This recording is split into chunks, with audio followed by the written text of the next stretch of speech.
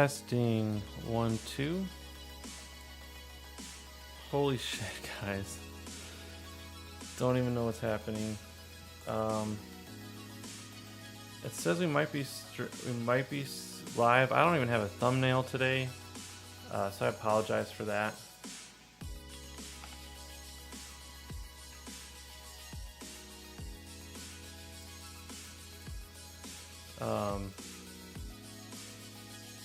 But yeah, guys, I think we're live. I don't have the live chat on the thing. I should have probably put it there. I wanted to set this up. I just wanted to get this going right away. It says excellent condition for the stream, but yeah, holy shit, I can't believe it. I literally can't believe it. I hope some people are in here. I got my chat over here on my other window, so I can still see the chat if anyone comes in. Yeah, guys, today, May 28th. I can't believe it. Yo, Taylor. Taylor, what is up? Moving along, thank you. This is going to be a very small group of people who even care enough about me to click on this thumbnail, because I didn't even make the thumbnail. I wanted to get the moment. I recorded it. Actually, I didn't record it. I recorded it right when the market opened, but I didn't get over 7 figures. I just went to 963. So I missed that monumental moment. I mean, I saw it, but oh fuck, dude. I wish I would have captured it here. I tried my best. When the stock went down, I was like, I don't think it's gonna happen today, so I almost didn't even set up the stream. But it did end up happening, and now I feel like an idiot. I was awake at 6 this morning. I should have just got my shit together, but hey, we made it. I don't know why my account won't stay awake. Turn battery mode off. Low battery mode. I don't know, but yo, thank you guys. Laura B, I remember Laura B. How you been? And moving along. How's it going? Bruh. Hopefully this music isn't too loud. If it is, let me know. I'm gonna turn it down. I set the stream up as fast as I freaking could. But yeah, AMC stock. If you guys haven't seen my last video, we're at $34 right now. We're coming back down a little bit, so this could drop. But my largest position is AMC. I'm almost all in on AMC. So I missed you guys, and I apologize, dude. Oh, John Sheldon, what is up? Formerly Stewie Griffin, I remember you. How are you? And Taylor, thanks for stopping in. I bet you and Kristen are pretty hype right now. Dude, and this is the thing that we haven't even started yet. Like, the squeeze is just beginning. It's just beginning. I bet a lot of my friends are texting me right now, but I don't want to go to it. But holy fucking shit. Who invests in meme stocks, right? Guys, oh my god, I can't believe it. I cannot believe it. I honestly, it doesn't even seem real. Like, I saw the number just now, and I thought I was gonna be like, Dah! But I wasn't. I was expecting this to happen, so that's why I'm not freaking out. This was the plan the whole time. From the beginning, I knew I would get here. I just didn't know when, and I just knew if I stuck with it, I just had to be patient. And it's weird that COVID was kind of the catalyst that created this opportunity. It's just weird how it played out. But But yeah, Laura says doing well, but trailing you. Hey, you're gonna get there though. You're gonna get there. John Sheldon, how are you doing? And moving along says, are you gonna sell any AMC stock anytime soon? No, not anytime. Well, I mean, depends on what you mean by soon. Like in a month, I'm sure I will in a month. But like today, no. Just because I think the stock is gonna go much higher. In fact, can I make this bigger? It would make me kind of smaller, but yeah, it's cutting off my face. But it's really hard to see. We're at $35. I knew if we were opened at 32 or 33, I would probably hit a million, but it started going back down to 29. I'm like, well, I don't know if we're gonna get there today. But then it started going back up. I'm like, oh shit, yeah, we're gonna get there. And so maybe I'll move this a little bit above. That's good. You guys can see me. But yeah, I don't plan on selling any. I might sell. In fact, I wanted to buy some calls, but maybe I'll do that in a little bit. I should have done that probably before I started my stream, but I already have. I'll show you what I have right now. If you guys want to look at the screen here, I have these call options right now. But yeah, after today, I don't know if I'm going to show my positions like this anymore, just because I don't know if that's a good idea. But you guys know, like, I'll tell you what companies I'm invested in. It's going to be pretty much Tesla, and then whatever it is I see like that has good opportunities. But I'll talk about it. I still want to make videos on the channel. I just don't know if I'm going to do stuff like this where I'm showing my actual account. I don't know. I haven't really made my mind yet on what I want to do, but you can see here clearly my biggest position is AMC. And it was because of the short squeeze. I've been studying this every single day. I've been on Reddit every single day, watching YouTube videos every single day since January. And I just cannot focus on anything else. That's kind of why I struggle to even get videos uploaded, because like I watch this all day and then I'm tired at the end of the day, and then I keep going on Reddit and then I go to sleep. And then like the days just get away from me. It's just been hard for me to do. That's why I wanted to live stream. I just wanted to set it up, not make a video about it. I just wanted to live stream it. I wanted to share in the moment with you guys, because you guys are here with me. This is the first time I've ever in my life got this high in any of my account, like trading or anything. So it's just bizarre to me. It doesn't even seem real yet. I was just finished updating my finance in Excel, and then I saw this. Looking forward to your words of wisdom. Oh, thank you, John. Yeah, so if you guys want to, like, I can give you the backstory of what happened. Oh, my fiance just texted me. Oh, thank you so much. Thanks, babe. So yeah, let's see. Joshua Dunbar says, I'm enjoying the same kind of fortune on crypto. Ooh, tripled my position when everything went down. Now I'm enjoying gains. Yeah, crypto has been very crazy, but overall it's been very good. Like even if you like forgot about the run up we are and where we're at now, it's still really good compared to last year. So I kind of like to look at it that way. I don't get too crazy about short-term dips. I usually am buying at that point. Oh crap, sorry. See, I already dropped. So you see there, maybe we'll hit it again and we can just pretend it was the first time. But yeah, crypto, man. I did get a little bit more Bitcoin last year, at the end of last year, earlier this year. So I'm just over one Bitcoin now. And then I have like 5 Ethereum, but that's pretty much, I have a little bit of Cardano, but that's pretty much it. Most of my money is here, as it always has been. But I do want to talk about what I'm going to do after this, because I need to tell you guys about something that you guys all need to be aware of. Because, okay, well, first of all, in the chat, if you guys can just tell me, like, on a scale of 1 to 10, where 10 is like, you know, everything that's going on with this short squeeze right now with AMC and GameStop, like, where are you on a scale of 1 to 10? 1 is like you've barely heard of it and like that's all. You don't know anything else. 10 is like you've been reading about it every day. Where are you guys on a scale of 1 to 10? Because if you guys already know what's going on, I don't want to waste everyone's time. But like, if you could put in the chat between 1 and 10, how knowledgeable are you about these short squeezes?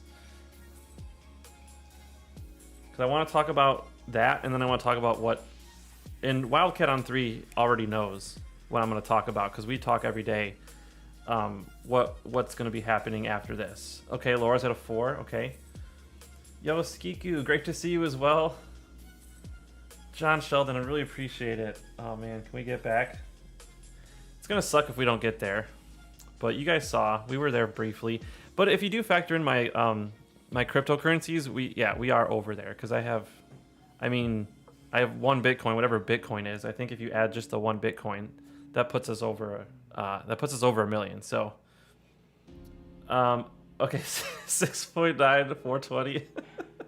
Okay, so some of you guys are not fully on the page here. So let me explain like what is happening. Man,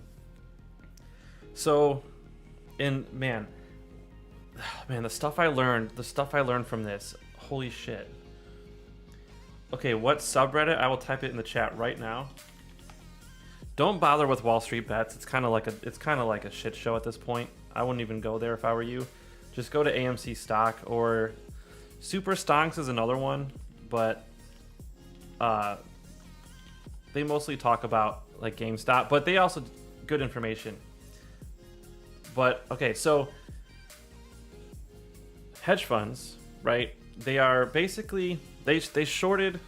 I think what most people know is they shorted AMC and GameStop. They shorted them a lot. But what some people might not know is they shorted more shares than exist. Okay, so like AMC has 500 million shares about at this point in time, but they shorted like probably 2 or 3 billion. That's like our estimates, probably more than that. And if you don't know how that works, real quickly, you borrow shares from someone, you sell them, then you buy them back, and then you give it back to the person you borrowed from, right? But what hedge funds were doing is they were selling fake shares. They were selling shares that they didn't even borrow from anyone. They just made them up. And the reason they did that is because they figured AMC was going out of business anyways. They were like, we don't have to buy this shit back. Like, AMC is going to zero. Who cares? Let's just sell as many as we can now. We'll pay whatever fine we have to. If the SEC gives us a $500 million fine, that's fine. We'll just pay it because we're going to make billions on this. So basically, they did that. People on Reddit caught wind of it, and then these hedge funds got caught with their pants down, basically. That's kind of like essentially what happened. And then, since that started happening, they were in too deep. Like, they can't afford to like throw in the towel, some of these hedge funds, because they're going to go insolvent. They're going to lose they have more liabilities than they have assets. And so they're like digging their heels in, and they're trying whatever tricks they can try to scare us into selling. They're even going on YouTube videos and commenting like, I'm going to sell all my shares on Monday. I'm selling at $50 because I can rent an apartment after that. Like, they're trying whatever they can. And so there's that, right? And then over here, you have the SEC, the DTCC, the OCC, the NSCC. Like, you have a bunch of these regulatory bodies passing new regulations, putting them into place to prepare for this short squeeze. And I'm going to put in the chat right now probably the best YouTube channel to watch about this. If you go to that YouTube channel, this guy talks about the actual regulations, the rules that are going into effect. Like, the most recent one that got passed is the OCC 2021-003. And this is probably like going over your heads if you haven't been following this, and that's okay. But he explains what's going on, and like in the most layman terms possible, the SEC is basically saying, hedge funds, you're on your own. You fucked up. Like, sorry, but this is your fault. You're going to have to pay the price. We're not going to bail you out, pretty much. That's like kind of what's going to happen. They're passing more rules that says like you can't try these shady tactics anymore that you used to do. They did so many shady tactics to push AMC down and GameStop. So they're putting all these new regulations in place. which is proof positive that this short squeeze was going to happen. That's why there was a huge sell-off in cryptocurrencies. A lot of banks were liquidating positions, probably to get ready for this. And so that's why if you look at AMC, let's go to their 1 month chart. Over here you can see we closed at $9, and my face is in the way. So let me shrink that. But we closed at $9 on May 6th, and look at where we are now. This is not by any stretch a normal price action for any stock. This isn't even like FOMO. This is definitely FOMO slash short squeeze. But we're just getting started though. Like, from all the research I've done on Reddit, like, we're still like in the first inning of this baseball game. So yeah, it's gonna get pretty crazy. And that's why if you go on the AMC stock subreddit, that's like the best place to go to just keep up to date with this stuff. But there's so much crazy stuff's going on. And there's a share recount. There's a vote on June 2nd. So if you own AMC stock, on June 2nd, they're going to be like emailing a bunch of people. And so you can vote on their shareholder meeting. And when you vote on the shareholder meeting, they will count all the votes they got in. And they're most likely going to count way more than 500 million. So at that point, they can sue and like have whoever regulatory body will step in, count all the shares, and then whoever owns those extra shares, which is most likely hedge funds, they shorted them, they're going to say you have to close these positions. And then their algorithm computers are going to go start buying back, and they're going to pay whatever price they have to pay, which is why people are always saying like AMC 500K, because if that's what the price people want to sell for, that's the price they're going to get. But you do have to, like, everyone kind of as a collective group has to hold for that to happen. But I don't even know how many people have to hold, to be honest. It's a lot, but I don't even think all of them will have to hold. I mean, they shorted so many shares. I think they're gonna have to buy shares back from pretty much all of us to like close this position out. So it's gonna get, I don't know, it's gonna get pretty crazy. But yeah, Charlie in the vids, I think, has the best grasp of what's going on. He used to be a lawyer, I believe, or he like knows how to read all that regulation stuff. That's so boring and over my head, but he breaks it down a little bit easier. But oh my gosh. So now let me tell you some of the stuff hedge funds do. Okay, this is gonna freaking piss you off if you don't know about this. So one of the things they do is they literally pay MarketWatch, Investors Place, like a bunch of like other news outlets. They pay them to write bad articles about the companies that they're shorting. And you're probably saying to yourself, that can't be legal. I don't think it is, but they get away with it. And then that's one of the things. Another thing they do is called spoofing, where they put in a large sell order at a price, which will drive down the price of the stock. And then at the end of the day, they pull it out and they say, oh, just kidding, we're not going to sell. We were just putting that order in. But they're doing that, and that's driving the price down, and that's called spoofing. I don't know if I explained that perfectly well, but that's kind of essentially what they're doing. That's another thing. Of course, they're naked shorting. They're selling shares. They're borrowing and selling shares that don't exist, which is illegal. And they also have, like, you know, their high-frequency trading computer set up. Like, they're all also, like... So Citadel is one of the big hedge funds doing this. They work with Robinhood and other brokers. They pay them for order flow, which means they pay them to get the orders that people are putting in, and then they kind of like help push them through, something like that. So like they know what people are buying and selling because they're paying these brokers for the order flow. And that's how these brokers like Robinhood make money, because they don't charge commission for trades. They're getting a lot of their money from hedge funds. And yeah, CNBC's giving out false info. Like, dude, it's just nuts. The media is in on this. Like, they're all downplaying it. If you could like have a nickel for every time you've heard the expression a meme stock, let me type it in the chat. Why are they calling it a meme stock? Because memes are supposed to be jokes. Memes are supposed to be not taken seriously. But AMC is an actual company. AMC is a real company with real movie theaters you could go to and watch movies. It's not a joke. Like, this isn't a joke of a company. Hey, we're back. We're back in the... So you have to wonder, why are they calling it a meme stock? Because they don't want people to buy it.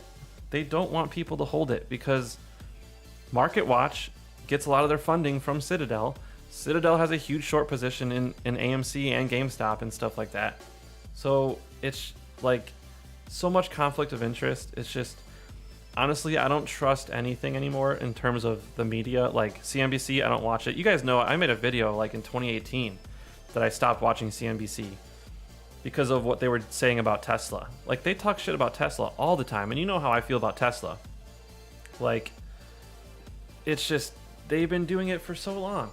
But I didn't know about the naked shorting. I didn't know about the spoofing. I didn't know about like actually paying, you know, I mean, I kind of figured that, but like, I assumed that they were paying people to write articles, but now I kind of know that's true. So Josh, you're exactly right. They deserve everything that's coming to them. Dude, Ken Griffin, the CEO of Citadel, he makes over $100 million a month. Who needs that kind of money? Like, it just doesn't make sense. It doesn't make sense.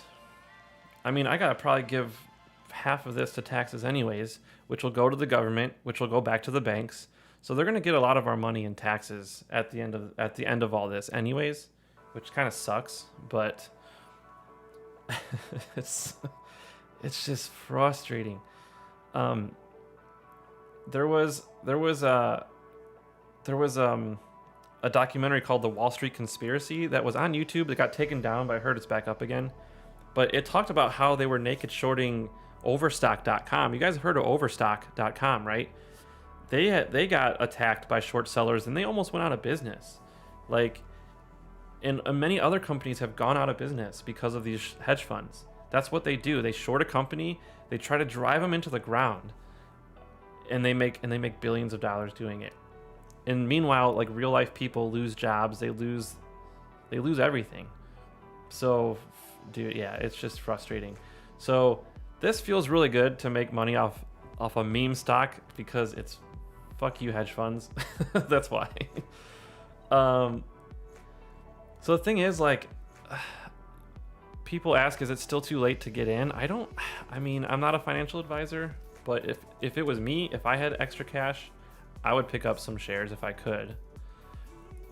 That's what I would do, because everyone on Reddit, like, it's not just because it's Reddit, it doesn't mean it's people are just dicking around. Like, people are going there to discuss this, people who research this, who, like, you know, all sorts of people, lawyers and people who work in finance, like, they go here to talk about it, and they're all pretty much on the same page that this could go into the thousands per share. It could easily do it. But again, I'm not telling you it's going to get there. I just say I think it can, and I'm going to keep holding. So you can see here my positions. I have 10,000 shares. So I'm putting my money where my mouth is. Like, I have calls. My Apple calls aren't doing shit right now, but I'm still really excited about Apple.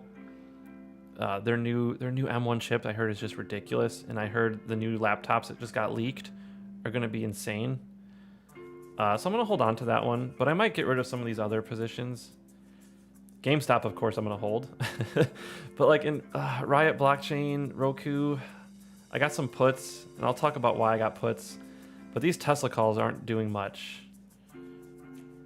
You can see I'm down. The far right column, I'm down on every single freaking one of those positions.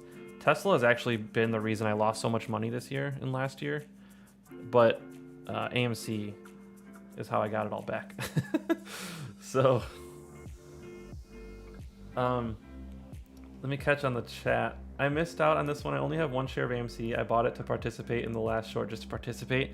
Yeah, it's they're calling it the MOAS, which is mother of all short squeezes.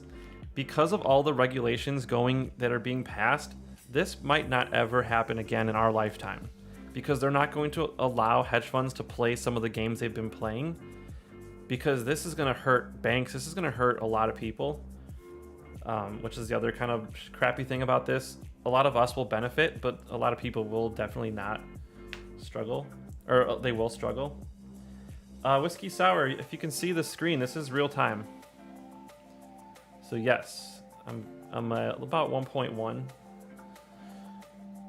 If you count in my cryptocurrencies that I have. John Sheldon says, what did you say that Wall Street? Oh, it's called the Wall Street Conspiracy.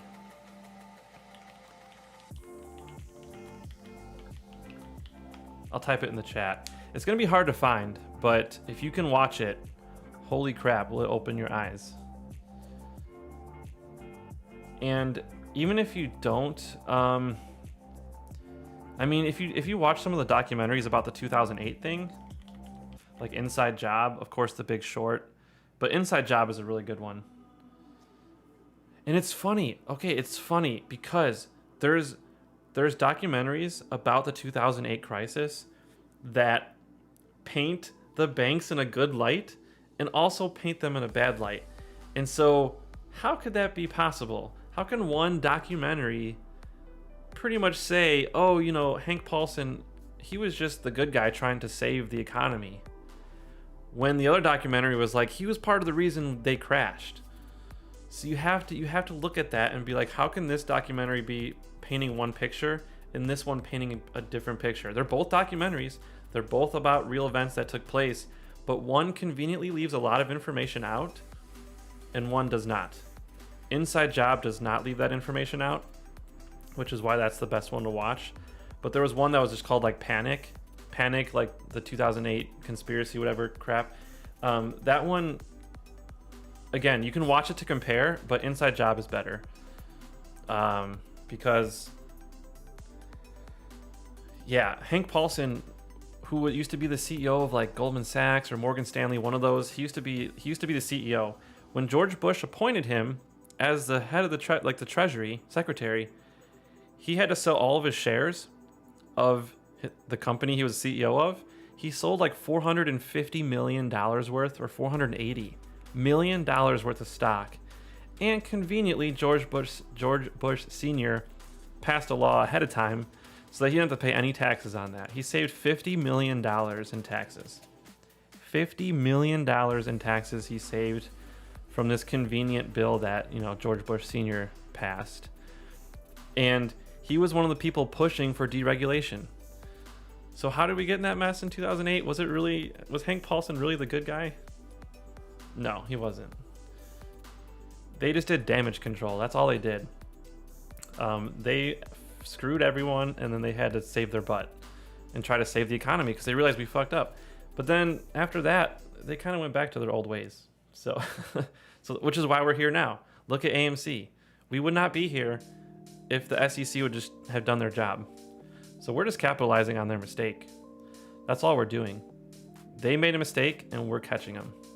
And it's kind of like a sports game. Like if their goalie comes out of the box and he overextends himself, you punish him. You make sure you kick the ball right over his head and score, and you get that point. Like, you got to capitalize when they make a mistake. Hedge funds made a mistake. 69, hey! Look at the... Oh, I should take a screenshot. Too bad I can't... Oh, man, it'd be nice if I can get to 420 right after that. If I get to 420, I'm taking a screenshot. I'm gonna retire. Yeah, Whiskey Sour. That was like 2 months ago, too, which is crazy. It doesn't even feel like it's been that long. How's it going, by the way, Whiskey Sour? So, yo, Danny Yu, what is up? Are these calls or equities?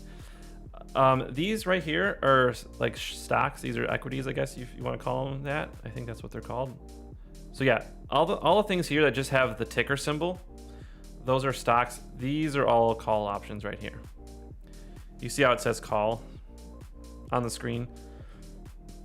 Those are all calls, and I'm pretty much down on all my calls except for AMC. So like AMC is like freaking going bonkers. The percentage returns on the far right. But then look at this sea of red. It's just like blood everywhere down here. And then AMC is like fucking party at the disco. It's just It's crazy, and I never would have gotten into this situation if it wasn't for COVID. It's so weird. It just presented a bunch of opportunities. I think one of the most important lessons for people to learn in times like this is to not be afraid to hold through the sell-off, because it's often manipulation. It is. Yeah. Oh my gosh. If I could tell you the number of days where the stock goes down right at the open. It happens like 90% of the time. And tell me that that's a coincidence.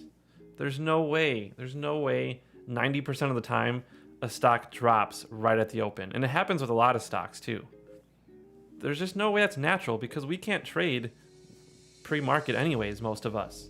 So why is it going down? If you guys can check AMC or Tesla, or check any stock at 8:29 a.m. or like whatever time zone you're in, 1 minute before open, you will see it dip almost all the time. And then just ask yourself, is this a coincidence, or why is it doing this every single day? There's something fishy going on. Are you going to sell out now or try to get to 1 million net? I'm actually going to try to get to, I'm going to try to get to a higher number. Like my next goal is 10, and then 100, and then 3 comma club. But I want to do it just on my own pace. Like just doing the way I've been doing, but I also do want to. So you guys remember I used to have a lot of AT&T shares. You'll notice I don't have that anymore. So I was talking to some people, and one guy brought up a really good point that, like, even with the good dividends from AT&T, if you take into account how they don't go anywhere, it kind of doesn't make you that much money. Whereas if you just put it in the SPY, which I have 3 shares right now, I had 100, but I put it all into AMC. But the SPY goes up like 7 or 8% a year, they say, and it pays dividends. So that's a smarter place to park your money if, like, you're just, in my opinion, again, not a financial advisor, but that's what I'm going to do as my safe play. But I'm still going to invest in Tesla. I'm still going to invest in Apple. Like, I'm still going to invest in what I like. I'm not going to, like, retire from investing. I'm just going to retire from, I don't know, working, I guess. I don't know. I want to start getting into options, but I haven't learned yet. Yeah, it's, like, if you watch my first video, Whiskey Sour, like, that'd be like honestly one of the best videos you could watch. Just watch my first video, because that literally was my first options trade ever. I literally learned as I went. I made some dumb mistakes, but all of it is in the channel. And it was like 4 years ago, but it's still there. I haven't taken them down. I don't really plan to. But yeah, can't believe, why isn't this updating? Oh man. Dropped 30. How would you advise to start with options? Like, where would you advise to learn? I watched a good handful of YouTube videos. In fact, I made one with Ryan Scribner like 4 years ago. If you search for, I'll type it in the chat, Ryan Scribner options. You won't see my face in the thumbnail, but it's like blue. But I was in that video and I explained the basics of options, and I also showed myself doing a trade.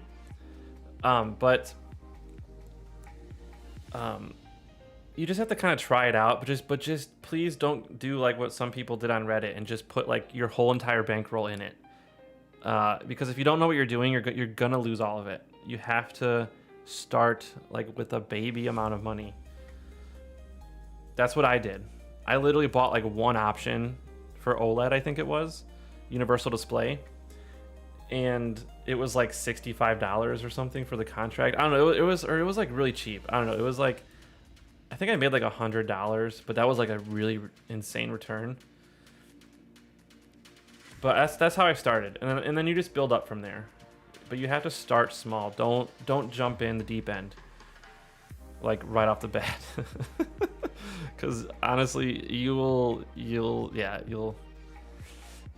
scare yourself to death. I'm using TD Ameritrade. I like TD Ameritrade for the most part. Like they had some halts and they've had some freezes, like almost like every other broker. I also hear Fidelity is really good. If you're in Canada, the only one I've heard of was like Wealth Simple maybe, and then like in the UK, eToro I heard of, but I haven't researched them, so you'll want to do some research. But for America, Fidelity or TD Ameritrade which I think is really Charles Schwab now because they merged. So either one of those would probably work. Okay, so let's look at some of the other positions okay, I want to show you about my other positions and why I have them. Coinbase. So if you're looking at this, coin is Coinbase. I think it's pretty obvious why I have Coinbase, because cryptocurrencies, I believe, are the future. Especially because we might go into some pretty bad inflation after this. I'm not trying to scare anybody, but again, watch Charlie in the Vids YouTube channel. He makes a video about it. It's called like, why is no one talking about this? He made a video about it. It's freaking unbelievable. The banks are the Fed is giving the banks right now like $1 trillion every 3 days. And can we, like, I don't know, my friend was telling me that's fine, we'll just print more money, it's fine, we'll just always print more money, we'll be fine. But I don't think that that's going to be that sustainable.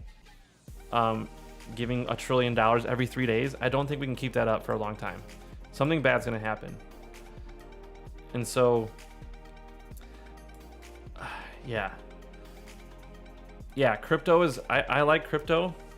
Again, I like Bitcoin because they're never going to make more than 21 million Bitcoin. So I like it. I'm going to put more money in there like after this. This short squeeze might play out for another 2 weeks. So I'm still holding. I'm not selling my 10,000 shares.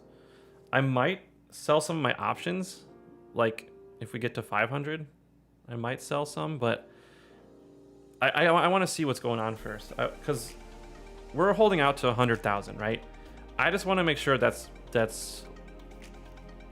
not only possible but probable. If I think it's probable, obviously I'm going to keep holding. But if I feel like if we're getting halted every freaking day and it doesn't look like it's going to happen, which again would suck because I feel like that would be the government just kind of screwing us. But if I don't feel like it's going to happen, I'll look to sell like around 500 maybe. But I want to hold until 100,000. Like I want to hold till we get to the top. I don't want to sell until we're going down. I'm from Norway. Oh, nice. But moved to the U.S. recently, so I'm looking for a good one. Oh, okay, yeah. Did you move to the U.S. for like work reasons, or like did you just want to move here? Because I feel like Norway is a pretty sweet country. But I've never been though. I've never been, but I hear it's awesome. A lot of electric vehicles there. They love Tesla over there, which I love. I just saw this morning that the government is about to sign another $6 trillion. Yeah, I heard about that. I'm like, aren't we in debt like trillions of dollars? Where are we getting this money from? I don't get it.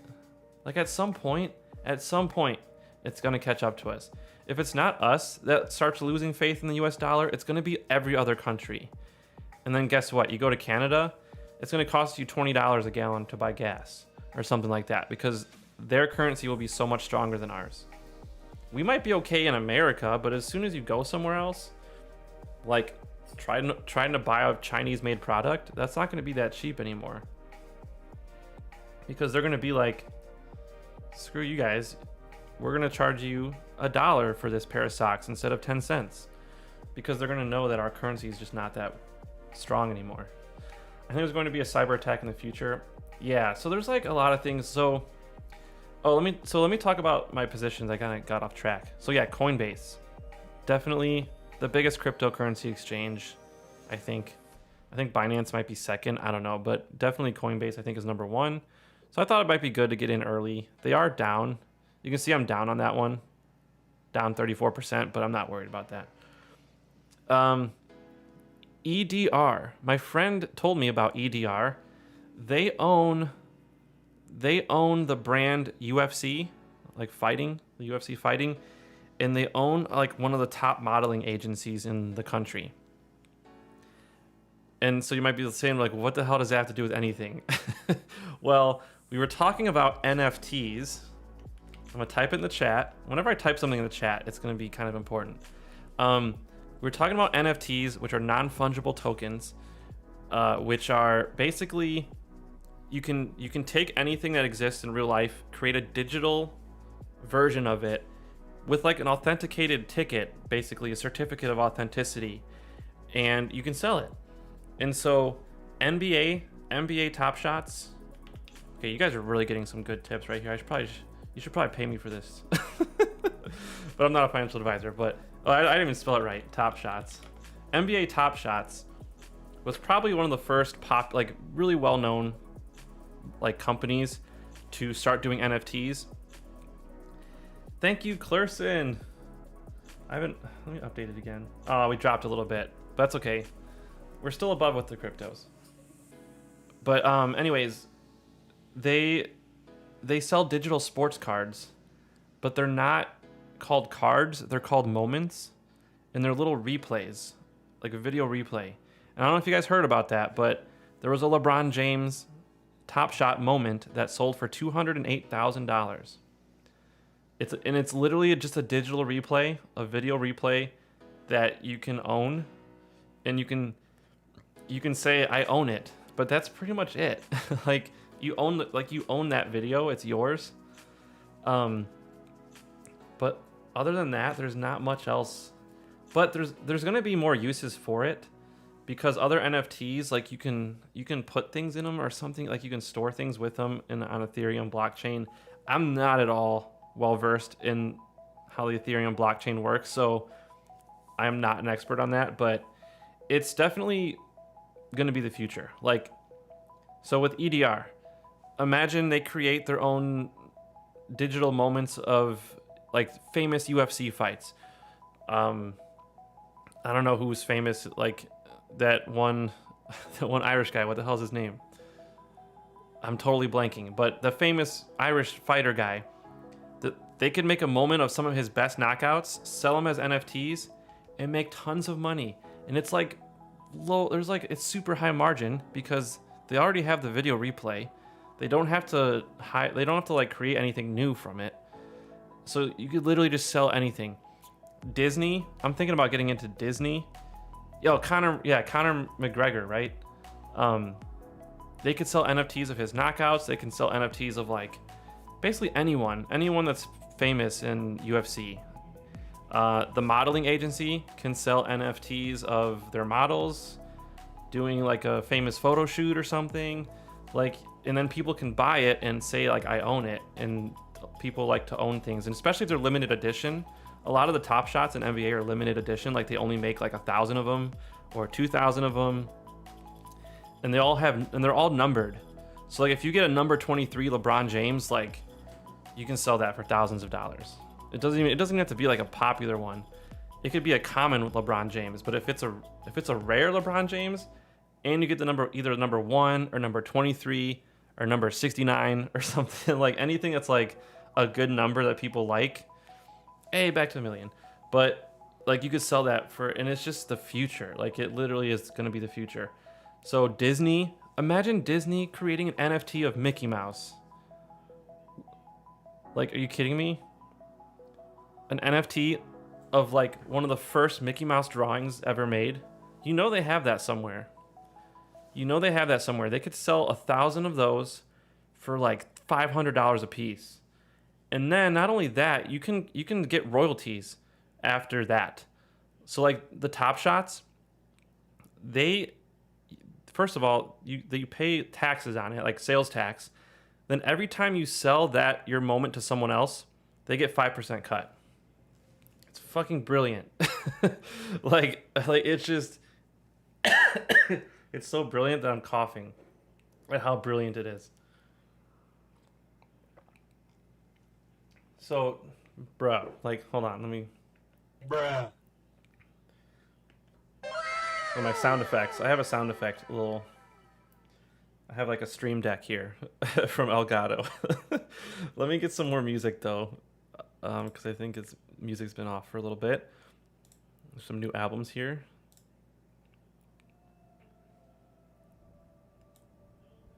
I never heard this album before, so I don't know if it's good or not. But anyways... Dude, yeah, anything that could be made into an NFT. Pokemon, come on. If you can get an NFT of one of the first Pikachu animations, or even just a limited edition Pikachu, that would sell for so much money. Like, so that's gonna be one of the things I'm investing in. God, there's like this hair floating around. it's bothering me.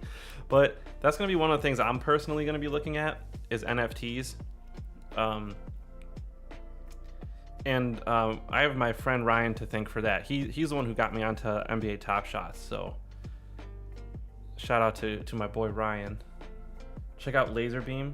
Ooh, Laserbeam. I'm gonna write that down. But yeah, dude, NFTs. You could just trade NFTs full time. You don't even need to trade stocks. I don't think. Like, it's insane. You could just trade NFTs as your full-time job and probably make 6 figures easy. Hypothetically, I think you could. My friend also got into digital EFT ponies.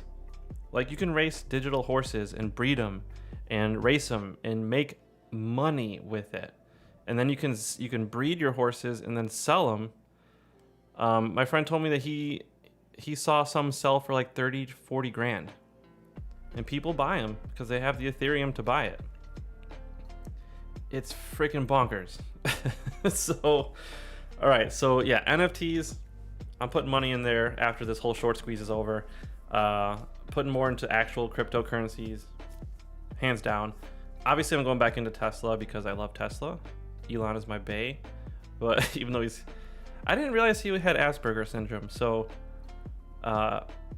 my nephew has autism, so I really do have a lot of respect for him. Like, people forget that if once you know that, you have to know that he doesn't understand the social cues like regular people with autism. Like, I don't even call them regular, but just people without autism, they get social dynamics better. Elon, you can clearly tell by the way he talks, he doesn't understand social dynamics as well. He's got a really brilliant mind.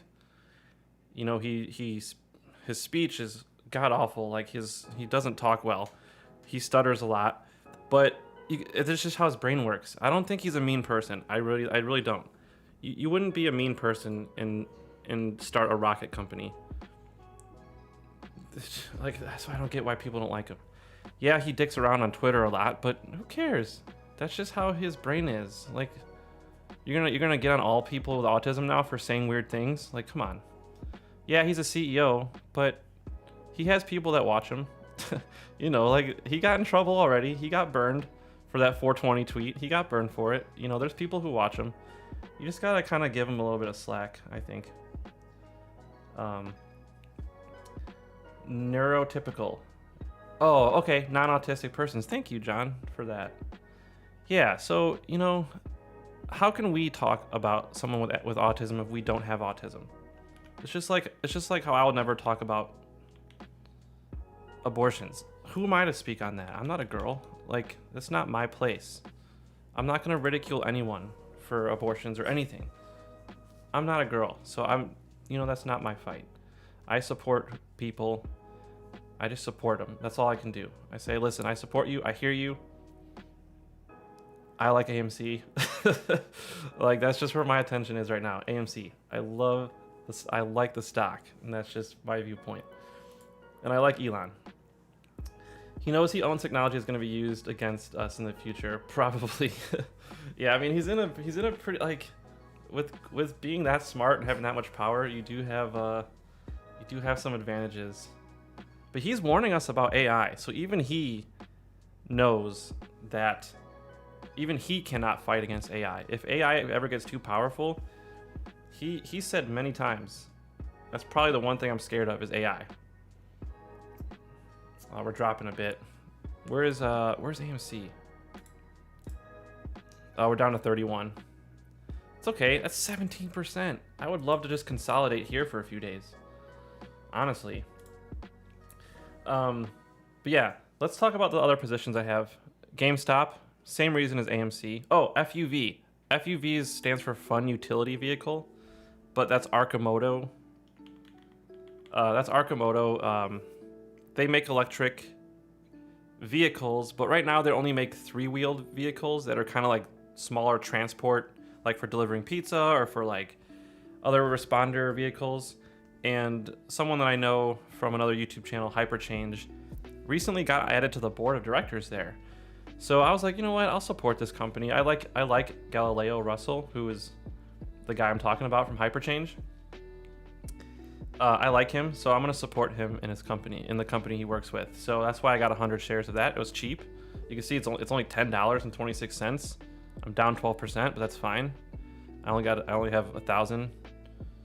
What is that, like 0.1% of my portfolio invested? I should probably get more, but I'm waiting for the squeeze to end. Okay, hemp and hemp. Oh my gosh, hemp Inc. and hemp Americana. I bought these like 5 years ago and I haven't touched them. And so honestly, at this point, it's just funny.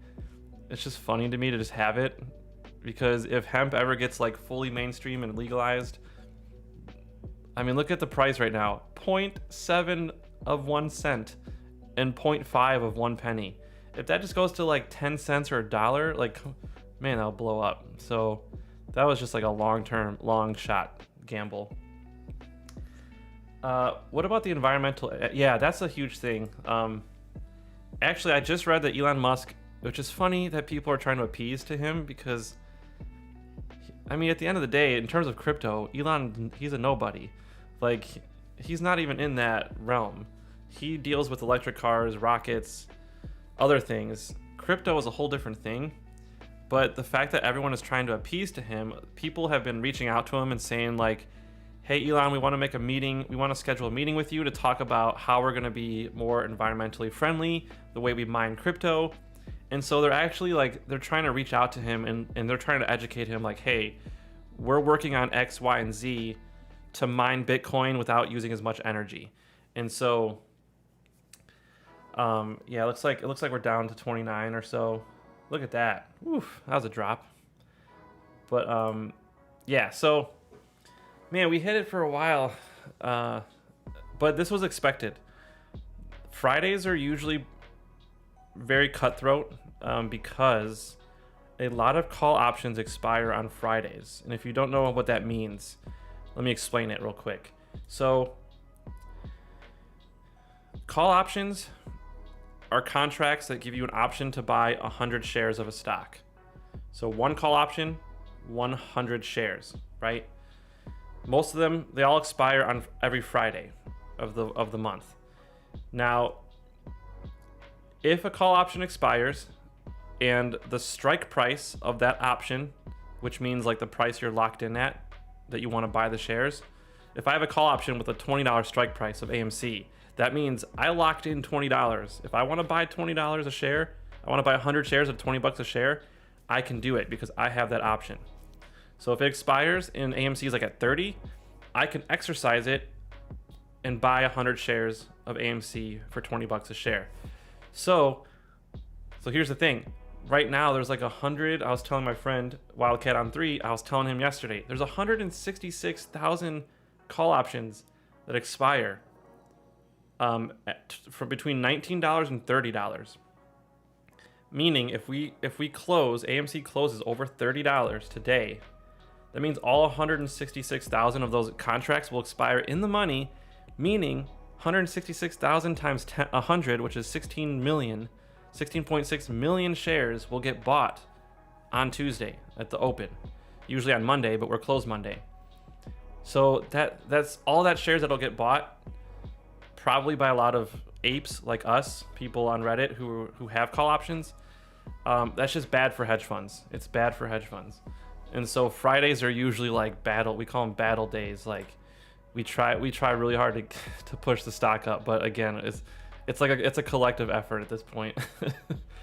But yeah, I just bought it because I like the stock. I'm not a financial advisor. There's no manipulation here other than hedge funds manipulating. But yeah, man, we're still up 9% for the day, which is good, but yeah, we're coming down a bit. Let me go back to the 1-day chart. Oof. Yeah. So anyways, yeah, it's fire sale. Oh, I have Cardano as well.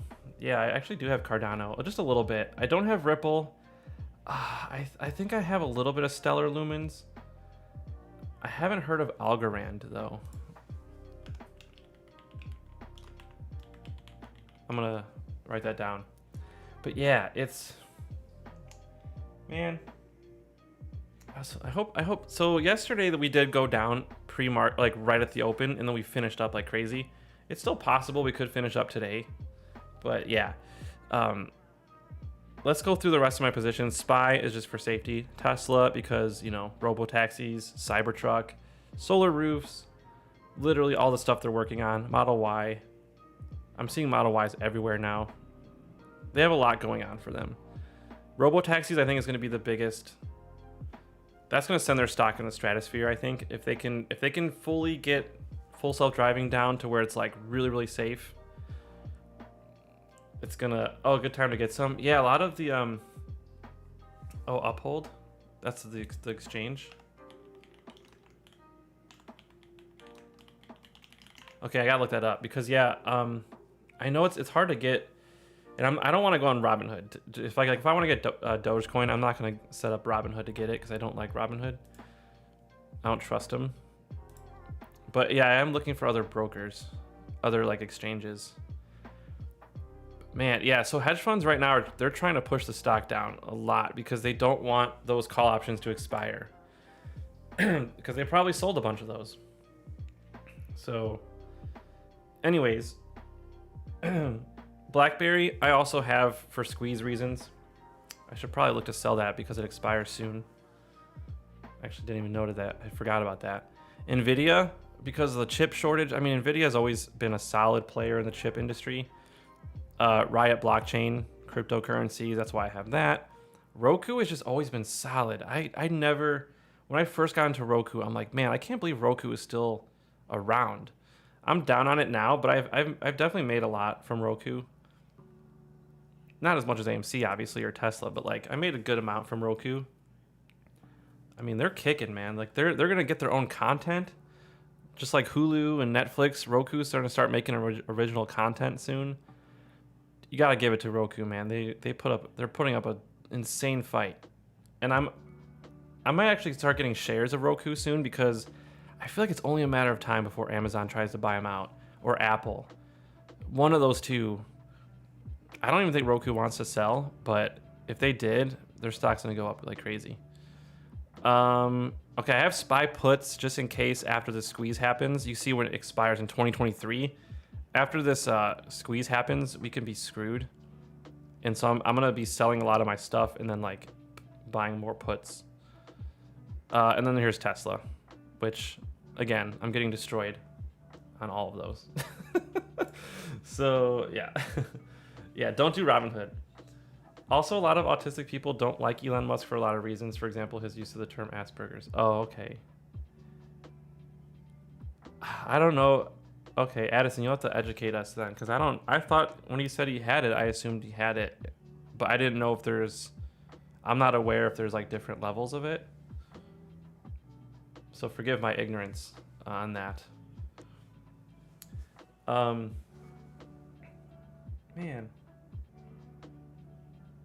Oh, okay, we're coming back. A little bit of bounce here, a little bit of a bounce. It's crazy to see these numbers. I mean, you saw when I first started my channel, if I made like 600 in a day, I was like going crazy. It's just crazy. You get used to the numbers over time, and you just see it as a number, and it just doesn't like affect you the same way. TGB is a solid grower. Is that a stock or a cryptocurrency? TGB is a solid grower. I've been watching it since $2. I think it's for sure going to $4. Can you tell me, Whiskey Sour, what that is? Is that a crypto stock? Or just like what the name of it is? Like what does TGB stand for? That's the other thing about investing too, is talking to people is the best way. Like if you're starting investing, find someone else who's also investing and just text them all the time. Just get those conversations going. Cause like you hear about a lot of my friends heard about AMC from me. So it's just a good way to keep up to date with like some good investment opportunities. And so we're back in the 30s. Oh, let's go. Look at that. We're back. We're getting there. We're getting back. I think if we get back to a million, I'll probably stream this for a little bit longer, and then I'll probably sign off because I have to buy some options. I want to buy some more options for AMC. So I want to get on that before it hits like $40. Oh, Teseko Mines. Oh, it's a copper mine. Yeah, copper is definitely not an unlimited resource. I don't think so. Teseko Mines. Thank you for that. Yeah, copper is going to be in high demand because of electric batteries and anything that uses copper. Man, if we can get back to like 31 or 32 or 31 and a half, I think that'll put us back to 2 Comma Club. Yeah, it is. Yeah, copper is definitely important. I heard Elon Musk said that they're looking at copper, cobalt, like other things for their batteries. They're trying to get away from lithium. Because lithium is, yeah, it's not. Lithium's used like in everything. Like we're definitely gonna run out of lithium. So yeah. This music is a little slow for me. I'm gonna go to an album that I know is upbeat. This is what I use to stream my Pokemon Go battles. It's called Lights. Where is it? Here it is. All right. Yeah. So, does anyone have any questions? We're gonna hope to see this little bounce here. I don't do chart reading, so like if you want to watch chart reading streams, I like Trey's trades. He's a good guy.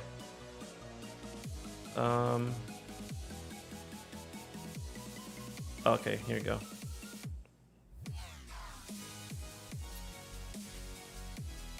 Let me check the audio. Might be a hair loud. Just lower it a little bit. Wear Lambo. I want my Lambo, Hedgies. Oh my god. Oh man, that meme was so good. I want my Lambo. Dude, I'm still debating on whether I'll buy a Lambo after all this.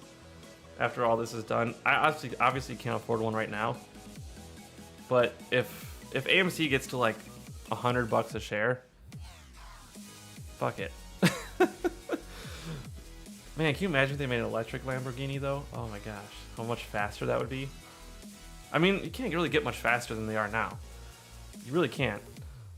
There's only so much distance between 2 seconds and 0 seconds. But Tesla's like under 2 seconds now. God, I really want to get back. This graph's been all over the place today. Like, here is the market open, like crazy little move, and then it's just been kind of all over the place. But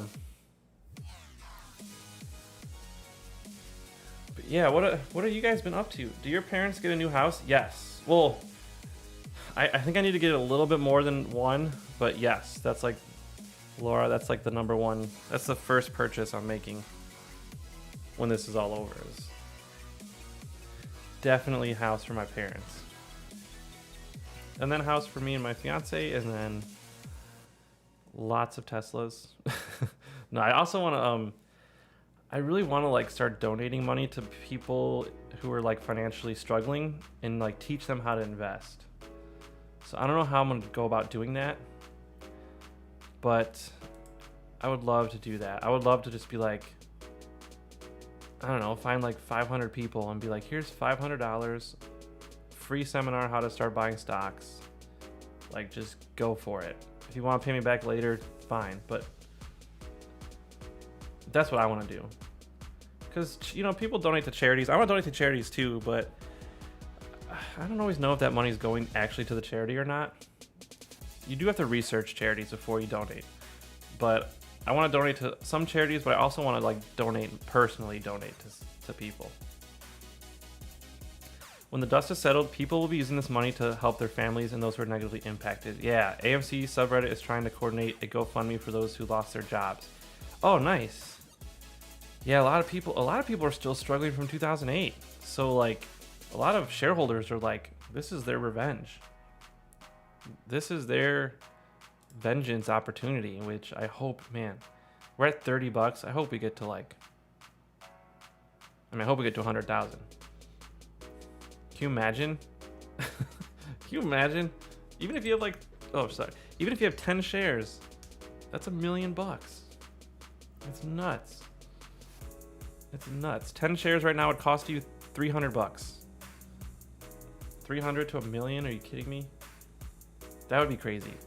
If we get to 500,000, Jesus, that would be nuts. So, oh my gosh, come on, AMC, let's go. There's like a little George W formation here in the chart that people like to say. I don't think it's an actual W formation because I don't know about the time frames for that. But you can see we got a perfect little W shape going. 500K floor, exactly. Not financial advice. So, yeah. What other stocks? After this, honestly, I'm just gonna put money right back into Tesla, cryptos. I want to get into real estate, things that are kind of safer, away from inflation. Obviously, stocks would suffer from inflation, but maybe not. I don't know. We've never really had like horrible inflation in this country, so knock on wood. I hope we don't, but with the money that they're giving, again, watch that Charlie in the Vids video about why is nobody talking about this. Excuse me. It's absolutely he made a follow-up video too. He made a follow-up video about how much money the Fed is giving these banks just to like keep them going. They're just giving them money. They're giving them stimulus checks like every day. It's freaking crazy. I wish I could like add my cryptos to this number like in real time because I know I'm like close. I think I have to have close to 70 grand into cryptos. So we're pretty much there. But what else are you guys looking at in terms of? I was actually talking to Ryan Scribner, if you guys remember him. I was just talking to him this morning, and he was telling me some EV stocks to look at. He mentioned, let me pull up the text here. He mentioned, what the hell? Which one's his number? I can't find it, but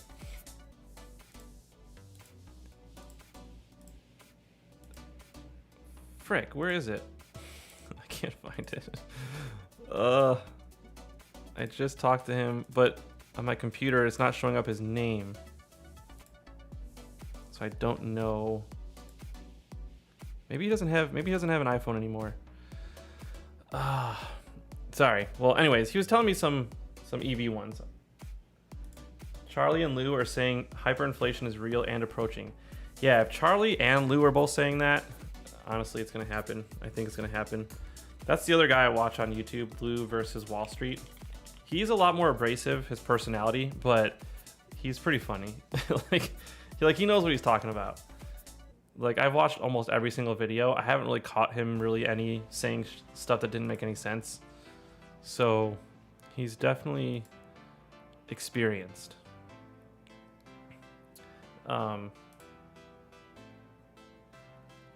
Don't be caught with your pants down. Yeah, exactly. Like, one of the things he mentioned was like buying things that you normally would buy, like toothpaste, toilet paper, like just buying a little bit more, stock up a little bit. Like, don't clean out the store, but like stock up a little bit because those prices could go up like crazy. Yeah, 4x8 sheets of OSB plywood, man, went up from 10 to 70. That's nuts. He did mention that the housing prices will probably go down a lot because of this. And so it might actually bring plywood back down, but I wouldn't be surprised if it just stayed there with the inflation. So it's kind of hard to stockpile plywood though. It's kind of hard to just stock up a bunch of that in your house. But man, if you had the room for that, damn, just get a shed in your backyard. Make sure not a lot of humidity gets in there. Just buy a bunch of plywood. In 2020, I made the most from buying out of the money calls thanks to your video showing how it could be profitable. Oh, Laura, that's awesome. Yeah, I can't believe 2020 was so freaking profitable. Like, I would have hit $1 million already in 2020 if I just took my own advice. I was gonna go all in on Tesla in March, and I didn't. I was an idiot. I actually listened to Galileo's video, and it kind of like was confirmation bias to what I was thinking, and I figured their whole plant is gonna be closed in April. There's no way they're gonna do well in April, and guess what? They did well in April. I could not believe my eyes. Could not believe. I literally couldn't believe it. Man, we're just hovering. We're hovering right now.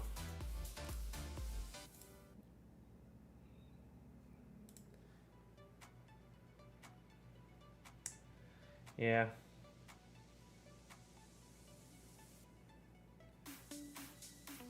Lots of hovering still.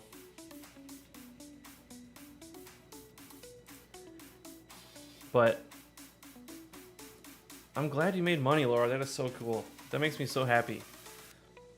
That's why, again, I'm never gonna leave this channel. Even if I don't upload a lot, I'm always gonna be here uploading videos about whatever, mostly stocks related, because I want to help people any way I can.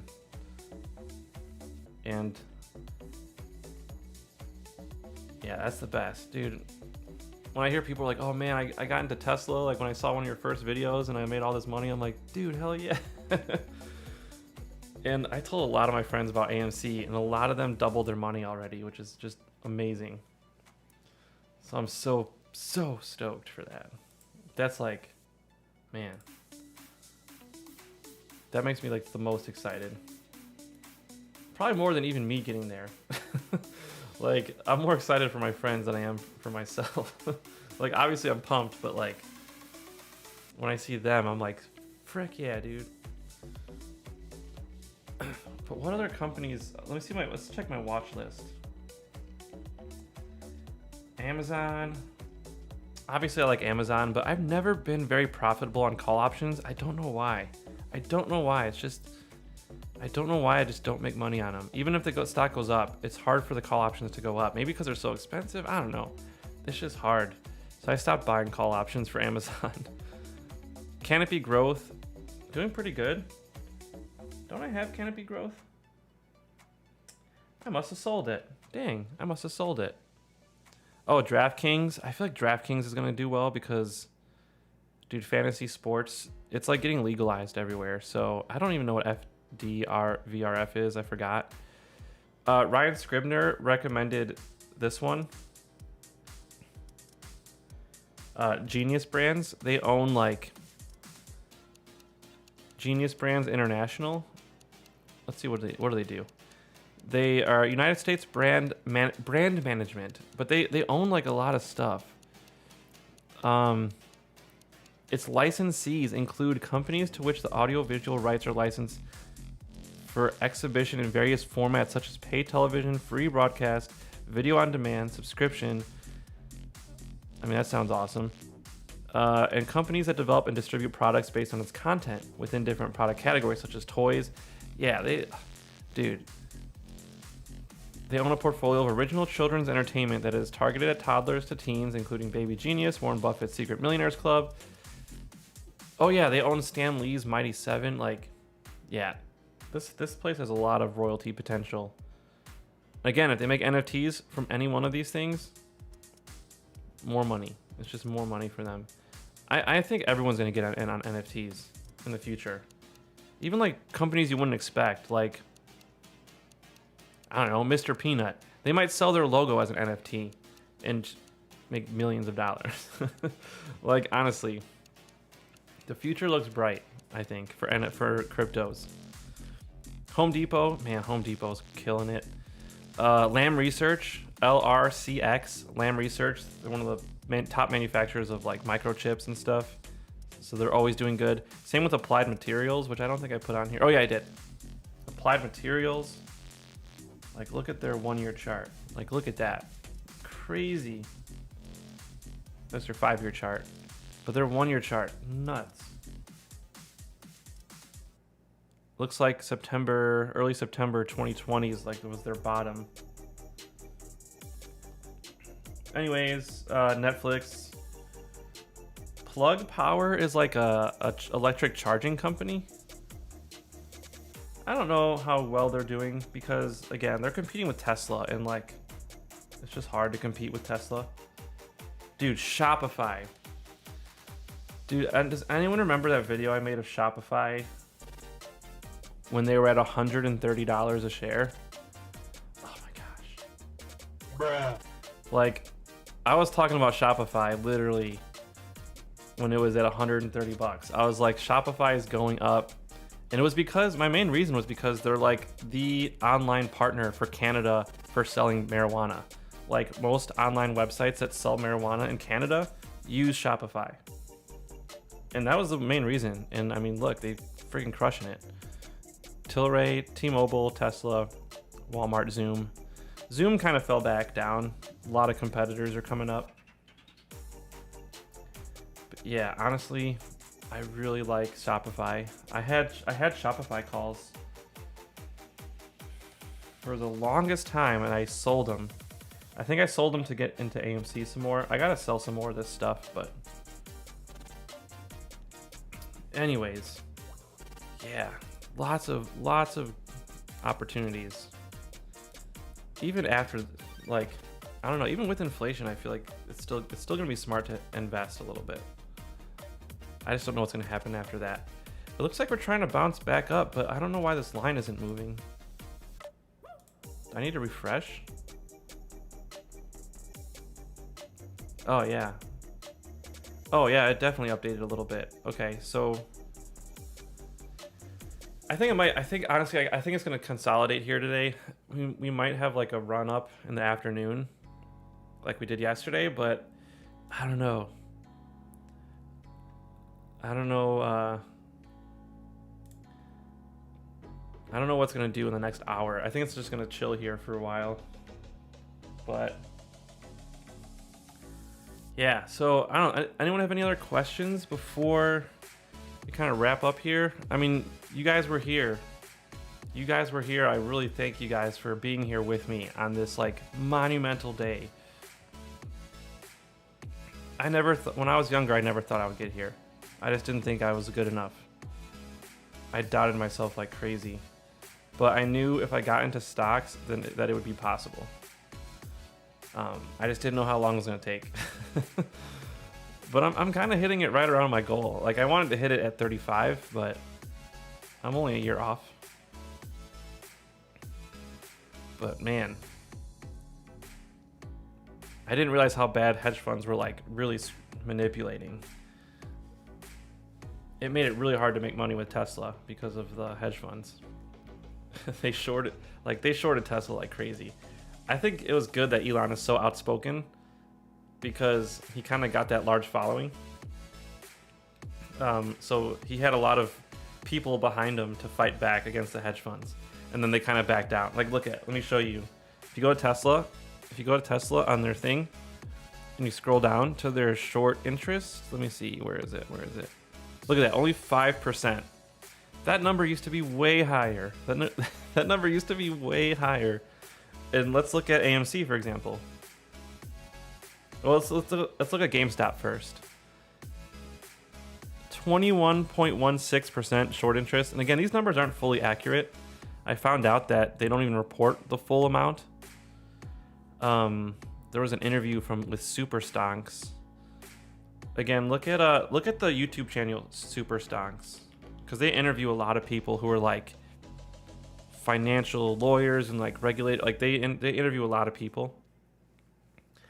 I'm not pumping anything. Oh, I was gonna say I can't pump anything. I'm not big enough for that. But thank you so much. Let's look at AMC. Short interest, pretty much exactly the same, which is very peculiar. Peculiar. Why can't I say that word? Peculiar. But yeah, and then you go back to Tesla. The shorts learned their lesson with Tesla. That's why they're not shorting it anymore. There's still some people shorting it, but they saw how dangerous and how much of a losing hand that is to play. And so, yeah, they learned their lesson, which I'm glad. Skills is another one, which when my friend Ryan told me about. I don't know if you can read this, but it basically lets you earn money by playing esports games. So like, if you sign up with Skills, like you can play games competitively and like earn money basically. So if you're like a gamer, this company should be on your radar. But it says they offer over $100 million in prizes every month. That's insane. If I was like good at like League of Legends or something, or like a game, like some popular esports game, I would be looking at this company. Taylor, you should look at this. I don't know if I told you about this at all, but if you're still here in the chat, I'll tell you about it tomorrow if you're not in the chat. But Whiskey Sour didn't. Yeah, I guess in the grand scheme of things it didn't, and that was all thanks to options. I learned about options in 2017, and you guys were all there for that. And that definitely contributed to this. No questions, just some love from the UK. Awesome. I have some friends. I just made some really good friends recently that live in the UK. And I'll actually be in the UK. I'll be there in September.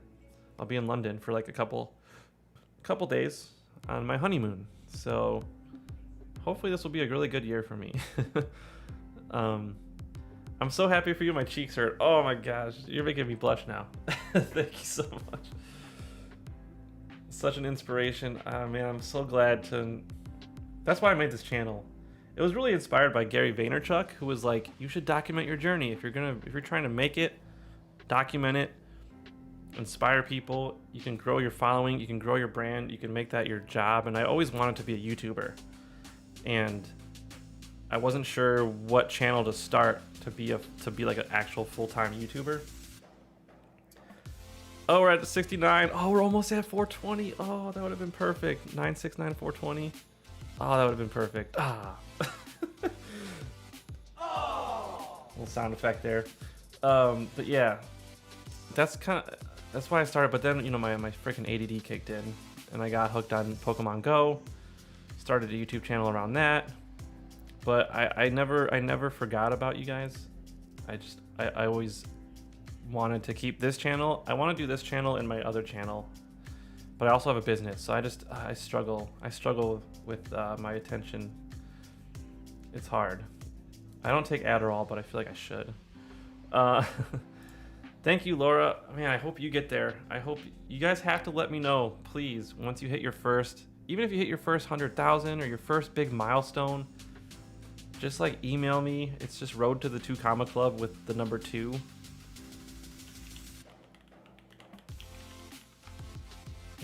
If you literally just type that in, yeah, editing is fucking, it takes forever. At gmail.com though, it's at Gmail. If you email me there, just let me know, be like, yo, I just hit 100K. Like, I wanna still communicate with you guys, even if I'm not uploading videos, or you can leave a comment or whatever.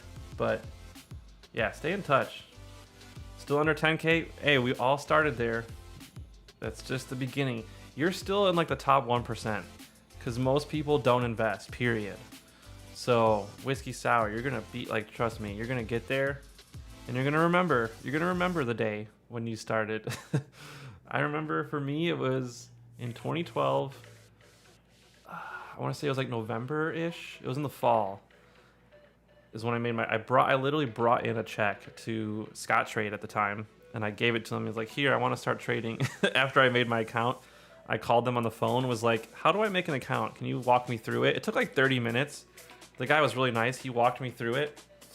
The next day I brought a check, and then it was like off to the races from there. But this should also give you some hope. I lost $2,000 like pretty much right away. It took me 2 years. It took me 2 years to make that back. So I was down for the first 2 years. It took me 2 years to break even. Just because I was making a bunch of stupid amateur plays. I was panic selling a lot.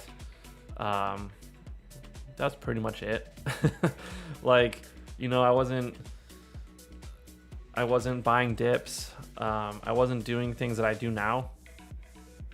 But if you have someone like, if you have a friend who's like more experienced than you, that could speed up your learning curve so much. I would have probably got here 2 years earlier if I had like a friend who I talked to every day. I was doing this by myself. So definitely like talk to someone. Even if you have questions for me, you could always drop a comment or something.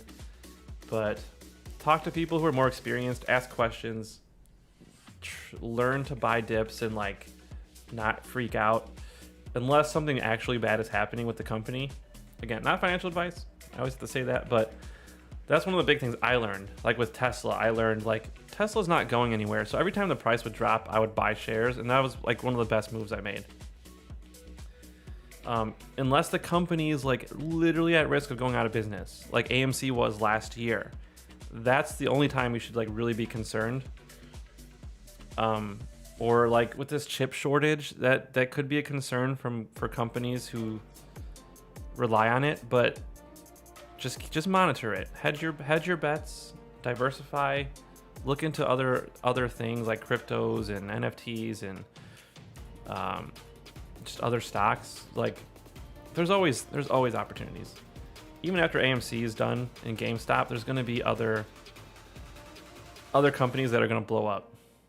Like I think Coinbase, honestly. Where's Coinbase? Okay, let's go to their. So they just IPO'd. So this is their graph so far. I could easily see this going to like 10,000 a share. They'll do a stock split at some point. It'll go back down to, maybe they'll stock split at 500. It'll go back down to 100. But this, dude, Coinbase, honestly, I could see this going to 10 grand a share easily because it's Coinbase. Like anyone who knows about cryptocurrencies probably has money in Coinbase. So I'm not worried about Coinbase.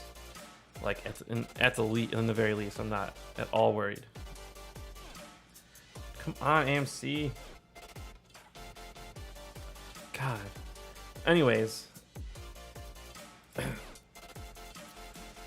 What, if anyone wants to talk about anything else?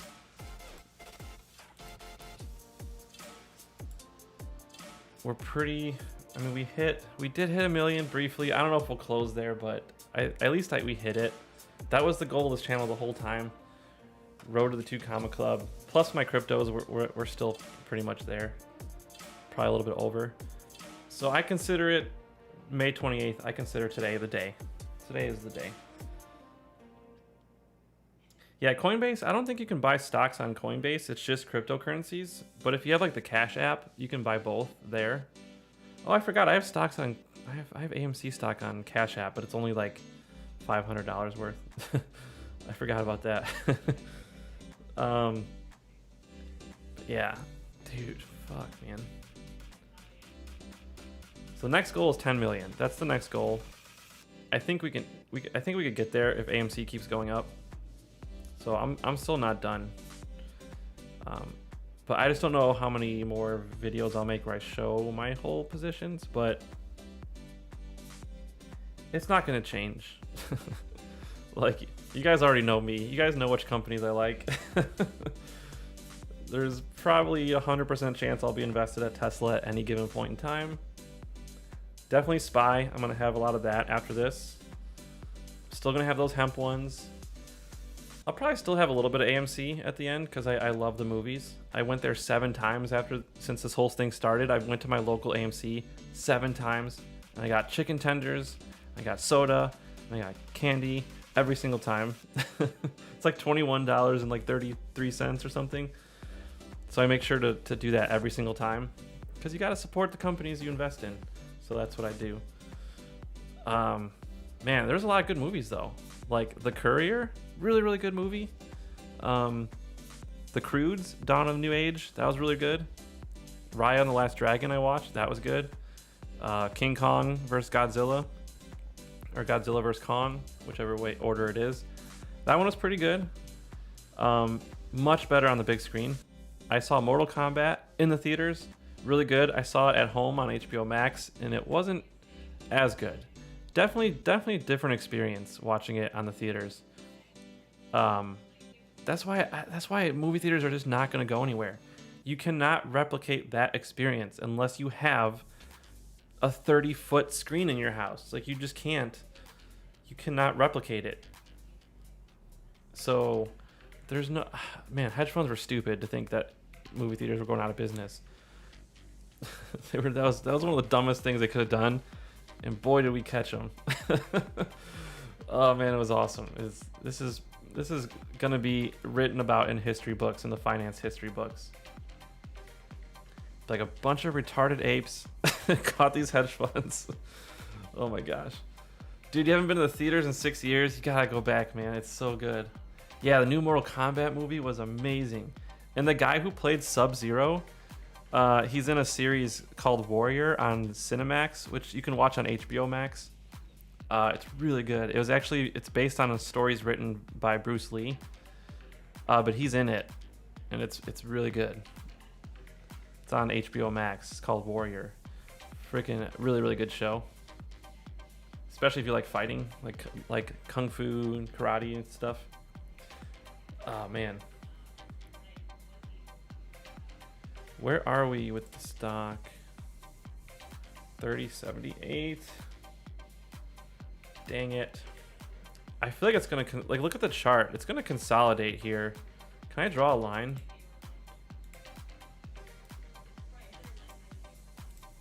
How do you draw a line here? I don't know how to do it.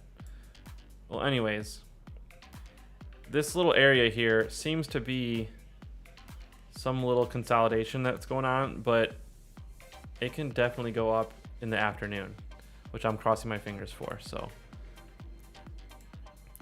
if anyone else has any other questions, otherwise I think I'm gonna go buy some options. I think I'm gonna sell some of these Tesla ones just because maybe this I might sell the March 1150 because I don't know what the odds of that are finishing in the money, so I might just basically roll that into AMC calls, just see if I can make a few extra dollars from this. I don't think Tesla's gonna blow up anytime soon. I think Tesla's gonna blow up after this because all the people who are making millions of dollars from AMC, after this, they're gonna buy Teslas and Tesla stock. So for me, I think Tesla's a good rebound play once this is all over. That's just my personal opinion. But I think Tesla's gonna go to $1,000 because they're gonna report incredible earnings. They're gonna be like, all these freaking apes bought Teslas this quarter. You watch their sales in whenever this is over. If this is over in June, watch their sales numbers in July. I promise you, like, I don't know if I can say that legally, but I think I can. I promise you the sales in July are going to be freaking crazy. January, February, March, April, May, June. Yeah, so July is going to be the first quarter, the first month of quarter 3. Dude, Q3 is going to be freaking... Q3 is going to be their best quarter ever. I'm telling you, just Tesla in July is going to be... It's going to be freaking madness. Because I know of at least a handful of people who are going to get one soon if this plays out. My fiance is going to be one of them. My brother-in-law is going to be one of them. Taylor, hopefully you're going to be one of them. True story. One time I was on a date with a hot, weird girl. Ooh, I like it. Go on. I asked her what her favorite song was, and she looked at me dead in the face and said, the Mortal Kombat theme. Bruh. That is hilarious. That is hilarious. The Mortal Kombat. Dude, it is a good hype song. I really would have never thought about that as being my favorite song though. There's no words in it, but it's a good song. That is hilarious. So I'm assuming you guys are not together still. Oh man. That's hilarious. I mean, I can't even count how many times I've been to the movies like as like a date night. You know what I'm saying? Like That's a good thing to take your girl or your guy or whoever. Your dog even? No, I don't think you could take your dog into a movie theater, but if you could, it's a good place to enjoy a nice evening. Watch a good movie on a big ass screen with some popcorn. Dude, the popcorn sales have been crazy off the charts, I heard, for AMC. But it's probably because of us. I haven't been buying it because I've been buying chicken tenders because of the memes like tendies. But dude, my fiance loves popcorn. Every time we go, like 90% of the time we get popcorn. That is so funny, Whiskey Sour. That is too good. Yeah, so I'll show you. I don't know if you can see, I put up some shelves in this. It's a new streaming room. Got a bunch of Pokemon related things for my Pokemon channel. Man, those are a bitch to install. Definitely don't recommend floating shelves that are that big. If you're gonna get a floating shelf, make sure it has a lot of holes to make sure you can get them in the studs. Otherwise, it is a pain in the ass. A pain in the ass. It's not worth it. But if you can get like a smaller one, it's fine. But yeah. Where are we? Oh, we're back down. Or wait, no. Oh yeah, we're up a little bit. Anyways, thank you guys. Oh, hey, Kevin's in the chat. What is up, Kevin? Yeah, dude, Kevin had a bonkers week this week. He 9x'd his account because I did nag him. I was like, Kevin, just get one share or just do something. I was nagging him for a little while. I told at least 10 of my friends when it was like at $9 a share. I was like, bruh. Bruh. I was like, get something if you can afford it, because you might not ever have this opportunity again. And so I still think, dude, it is just getting started. That's the thing. This is just the beginning. Look, it's already going back up, 31.22. Like, bruh. Hedge funds effed up, man. They effed up so bad. And we're just like, I just love how we're pouncing on them. Because, man, their whole job is like putting small companies out of business when they short them. I don't even think shorting should be a thing. Shorting shouldn't even be legal. Like, if you think about it, like if you're a hedge fund or any fund that has a lot of money and influence, you should not even be allowed to short, because you have the capacity to pay news outlets to write bad articles. It's just like, it's cheating. Like if people like us want to short, maybe, you know, we're just individual investors. Yeah, it's a good way to hedge your risk. But I mean, you could also buy put options, so it's not like I don't think you even need to short to make money on the downswings. Yo, Dan DeMan, what is up? Yeah, I remember that too. We hit it briefly in 2017, I want to say.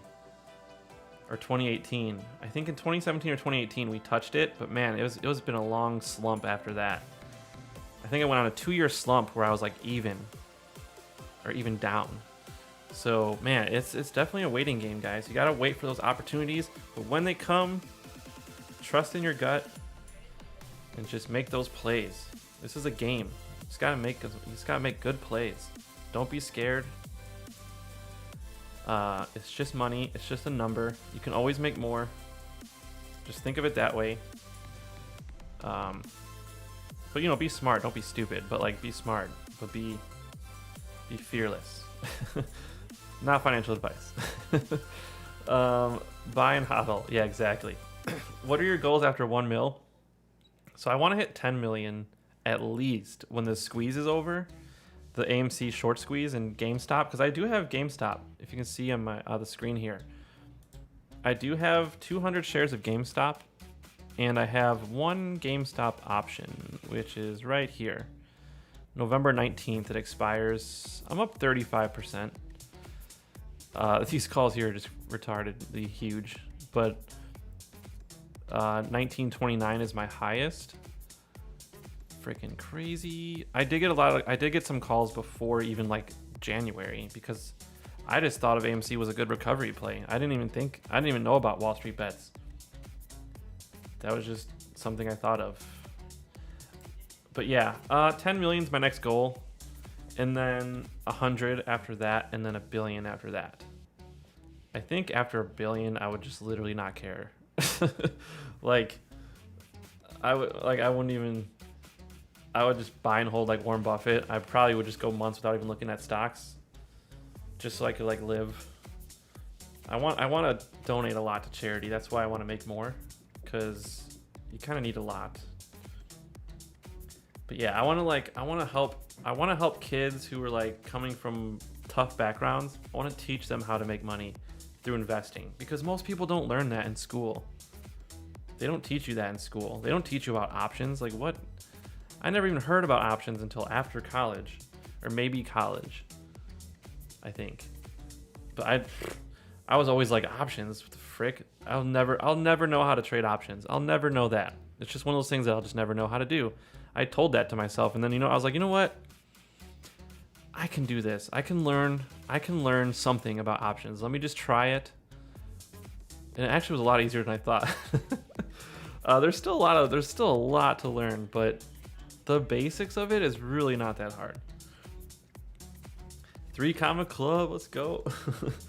I know. I was thinking about either changing the name of this channel. I don't know if I can do that.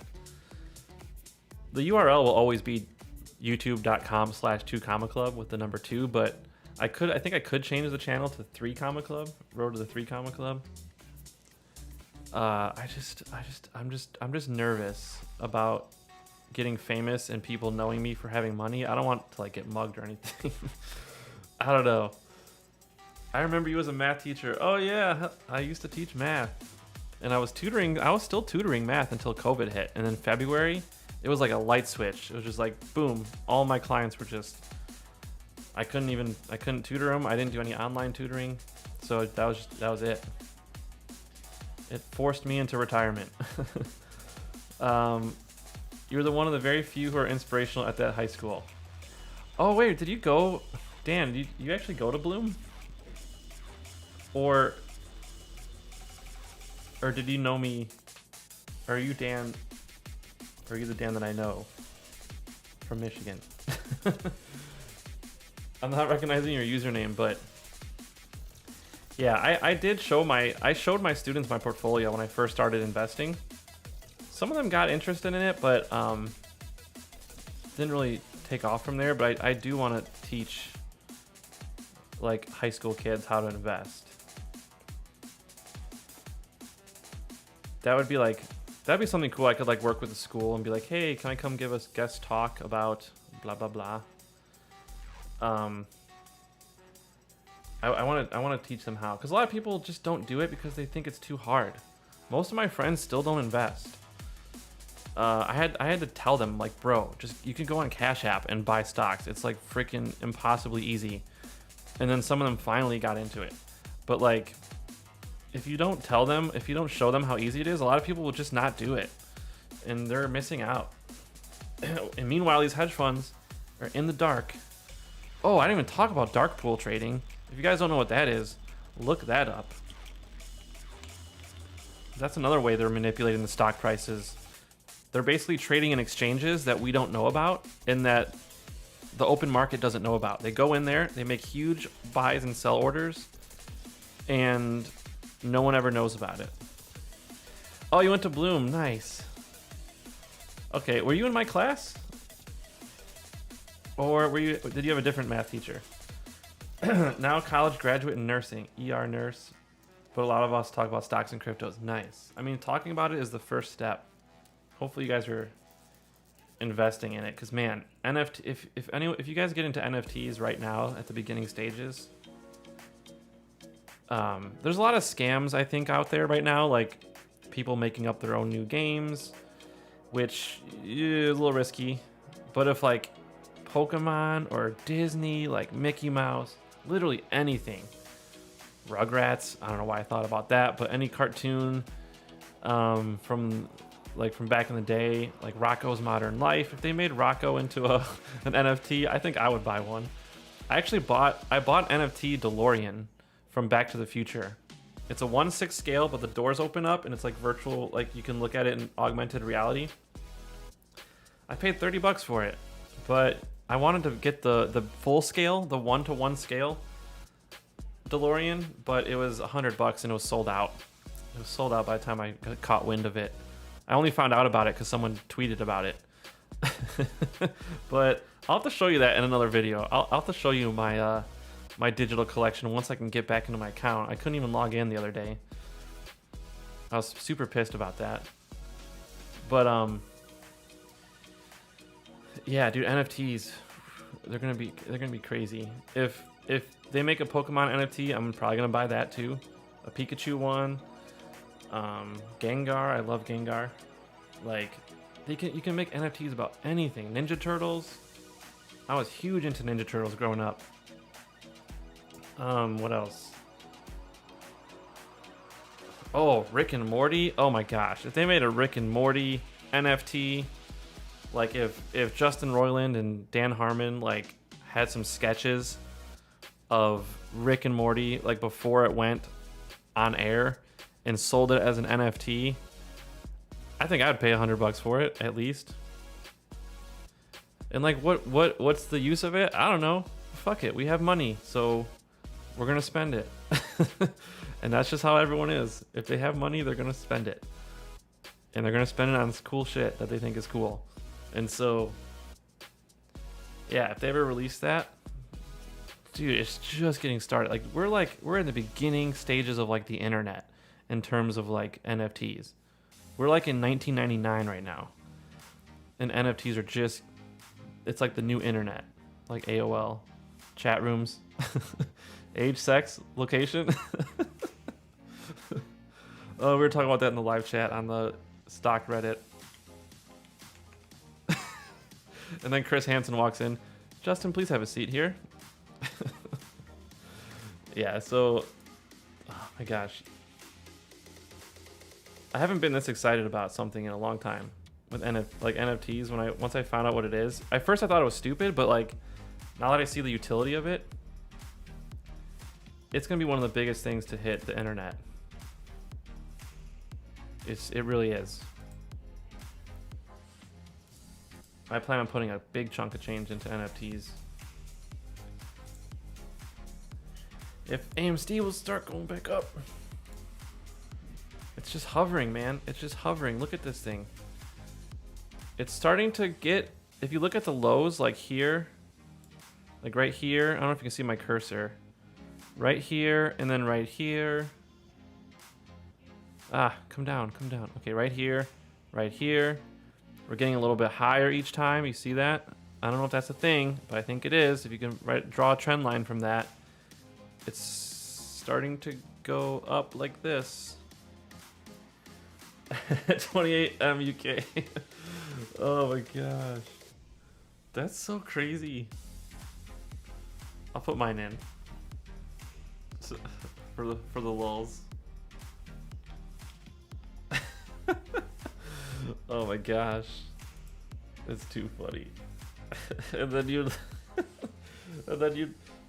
I'm not gonna say what of, but they would send you a picture and it would take you like 20 minutes to look at it because it would just be like like the screen would like have to load it. It would take like 20 minutes to load a picture. Oh my god, it was so funny. Bruh. Baba Booey. I have a soundboard. I have so many sound effects. I have so many sound effects. Yo, Positive Investing, what's up, dude? We hit it earlier in the stream. We're actually there right now if you count my cryptos. I just need to get to like 950 to hit it. But my cryptos are obviously in somewhere else, so. Dude, thank you so much, and congratulations to you, man. Your channel is blowing up. So proud and happy for you. 'Cause you started your channel after me, if I'm not mistaken. And man, did you blow up. Like you, Alley's World of Finance, you both started after me. And I remember I was like subscribed to you when you guys had like less than 1,000 subscribers. So man, keep it up. Keep it up. Hopefully, can't wait for you to get your first Tesla if you don't have one yet. I feel like the YouTuber rite of passage is to either get a Lambo or a Tesla. So I can't wait for you to get one. Hopefully, if you want to. But yeah, I haven't checked it. Oh, Whiteboard Finance. I think Whiteboard Finance started his channel after me too. He blew up. There's a lot of people who started their channels after me, but they stuck with it where I didn't. I remember when YouTube first became a thing, I would click on a short video to watch and sit there for ages to buffer. Oh, you got a Model Y, let's go! Hell yeah, dude. We're getting a Model Y for my fiance this year after this is all done. Because I bought her a lot of, on her account, I got her a lot of AMC shares, so she'll be getting one as well. Dude, how is it? Isn't it like the best car ever? It's just so fun. But yeah, dude, YouTube, I was there when YouTube first came out too, and like, I don't remember that, but I did start a YouTube channel in 2007 for like my fingerboard company, and so I've been uploading on YouTube literally since a year after it came out. I remember when Partners thing was first came out, like, ever since then I wanted to be a YouTuber full time. Oh, I'm looking at the emotes, the race car emotes. Nice. That is awesome. Hell yeah, dude. I'm so proud of you, man. Seriously. What a way you've came in 4 years. I wonder if Whiteboard Finance or Allie's World of Finance. I wonder. Oh, Marco. That's his name from Whiteboard Finance. I gotta talk to those guys, see if they have one. I know Financial Education. He got one. I don't know if Ryan Scribner. He showed me. He got a. I think he got a Nissan GTR or something like that a long time ago. I have to ask him if he's gonna get a Tesla. I don't think he's interested right now. Oh, damn it, AMC's going down. Anyways, watch this. Watch how much money I lose here. Okay, it wasn't that bad. It's going back up. But yeah, I miss you guys, man. It's like a whole different world going from this to Pokemon Go. When I started my Pokemon Go channel, it's just like completely different. But anyways, I keep rambling. It's been a long stream. We're at almost 2 hours, so I think this is a good time to stop it. I do have some videos to make this weekend, but it's gotta run. Anyways, congrats, man. All the best. I hope to see you back posting soon. Thanks, man. I will be doing my best to make a post. I might make a little video about when we first hit it. I hit it before the stream, but then we came back down and then we went back up again, so I can show that clip and just kind of pretend that was it. But yeah, we're gonna be monitoring this. I'm gonna be monitoring this for the rest of the day. It's just a lot. I've been doing this every single day, just watching the charts. I feel like a day trader, even though I'm not day trading. That's what I feel like. So thank you guys so much. It's honestly, what a journey. I wish I would have posted more, but honestly, from 2008 to 2020, I didn't do anything. Like, my account just sat there, and I didn't know what to make videos of. Like, my positions didn't change. Very few often I would buy puts. There was a couple plays that I made that were good, like when I bought a put option for Tesla right before the Cybertruck unveil. That was like one of my good plays, because I made like a 900% return the next day on it. Oh man, Joe Nathan, yo, I hope you still watch when I upload. My thumbnails are complete garbage, but I noticed that people aren't great at making thumbnails in this genre, whereas with like gaming, dude, you have to be good on your thumbnails in gaming because there's so many videos. Whereas here, I actually like that you don't have to be like a thumbnail clickbaiter to get views. I just like that you can just put the information up there. But I'm very bad at thumbnails. I'll be the first to admit it. But I need to get good at it. I'm going to probably hire someone to just make my thumbnails for me. Now that I can maybe cash out a little bit of money. What the fuck? When did you get... dude, no joke. Guys, no joke. I was at 292 last Friday. Like... Bruh. up almost 700K this week. So it's all AMC, man. It is all AMC. It is the stocks and it is the calls. Here, I'll show you the positions again. The far right column is my total return. As you can see, it's pretty freaking redonkulous. But I was at 292. I was down for the year as of last Friday. So it's been a freaking crazy week, and it's just getting started. Like, it's going to keep going, I think. Not financial advisor, but it's going to keep going. Taylor, hopefully we can get together tomorrow for some drinks. Yeah, last Friday. I was at 292 last Friday. I don't know if I can check. It's crazy. Yeah, it's honestly, I did not think we would get here. If you would have told me last Friday, Justin, you're gonna hit 1 million next Friday, I would have been like, go fuck your mom. like Lou says, go fuck your mother. Like I would have said that, but I would have never believed it.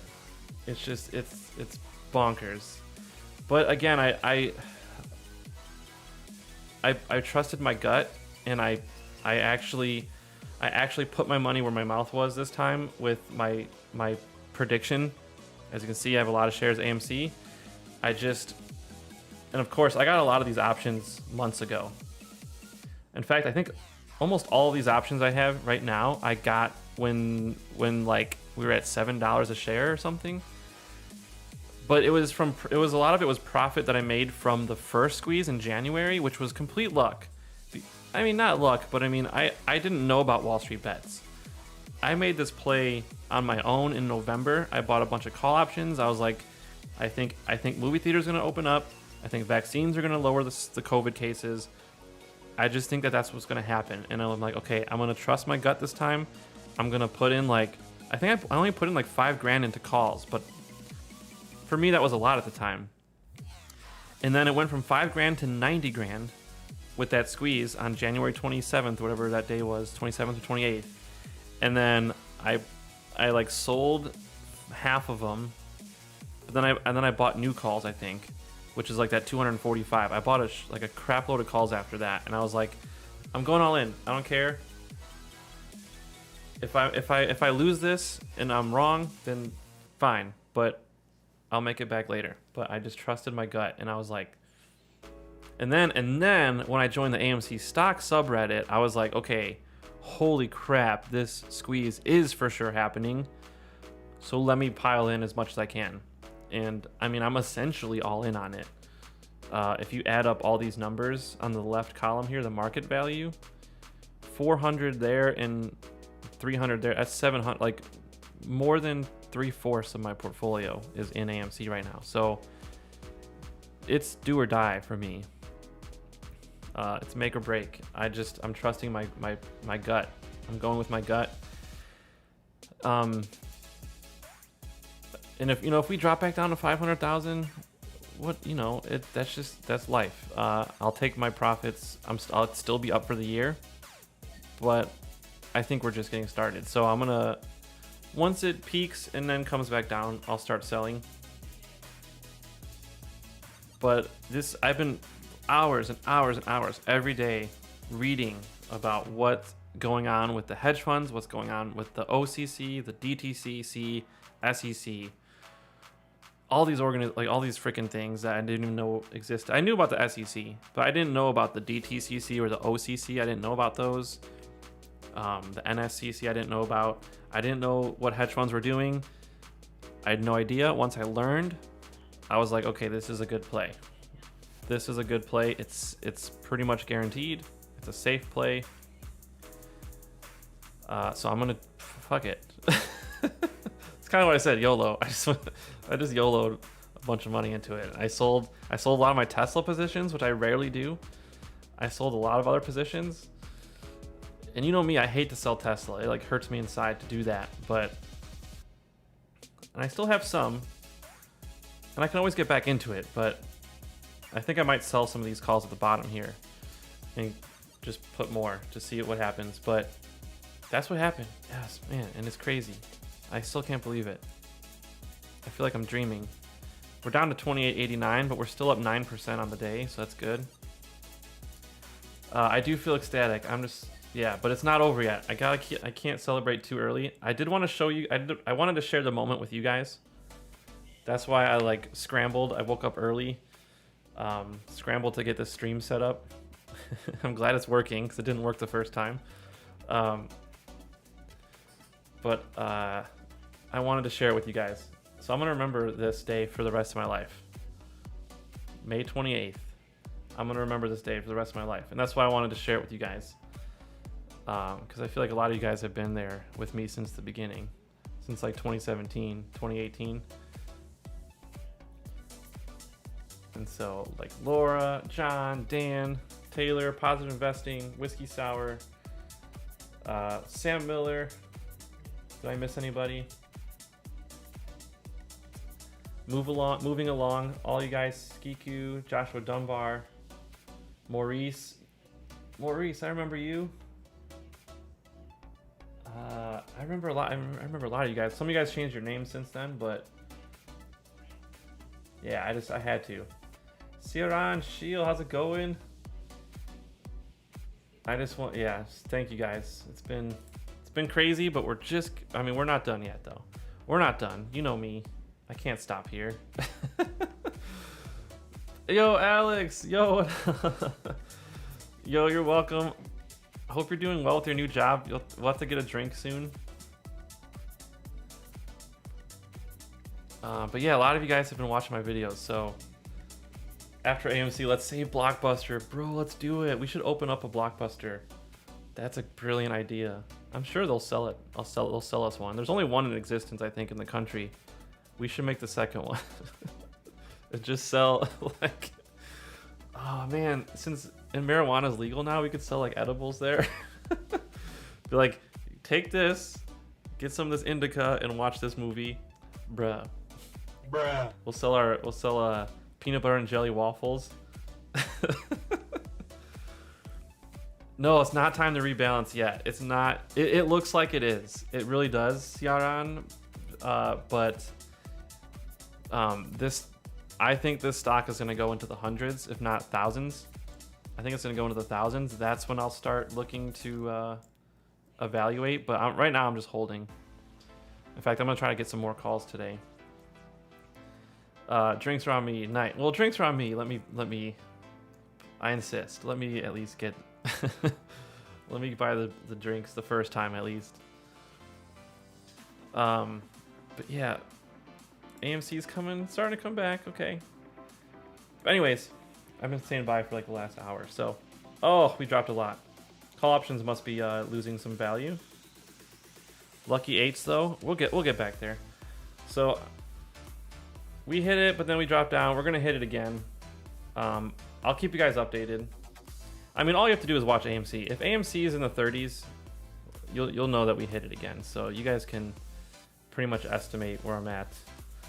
But again, thank you guys so much. I appreciate all of you guys. I'm gonna do a few trades, get some more calls, and then catch up on my messages. And then yeah, maybe I'll live stream again tomorrow, maybe if it goes up. Or well, no, not tomorrow. Tuesday, maybe. We'll see. This is much easier than making a video, so I can just kind of pop on and then jump on and talk to you guys. But anyways, I will see you guys later. Have a great Memorial Day weekend. Thank you guys so much. You guys are the best. And hopefully we'll see you guys next week. All right. See you guys. Love you all.